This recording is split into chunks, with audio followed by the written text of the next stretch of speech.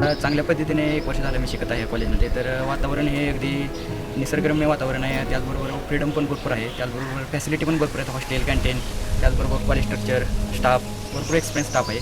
त्यामुळे